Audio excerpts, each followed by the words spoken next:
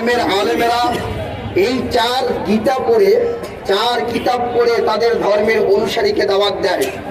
আমার জানা মতে এই চার ধর্মের শুধুমাত্র এই চার বেদের নয়, পৃথিবীর এমন কোন ধর্মগ্রন্থের মধ্যে নাই এক ধর্মের মানুষ অন্য ধর্মকে কটাক্ষ করবে।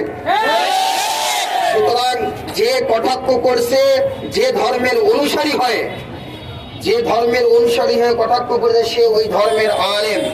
তাদের ধর্মের কিতাব অনুযায়ী ও কোন ধর্মের পুরোহিত হতে পারে না।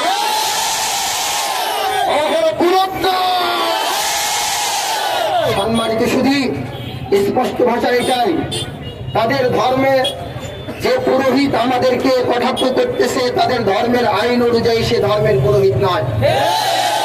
সুতরাং আমরা চেতার আগে, আমাদের রক্ত গরম হওয়ার আগে বন্ধু ভাইদেরকে বলে দিতে চাই, আমাদের সাথে একত্রতা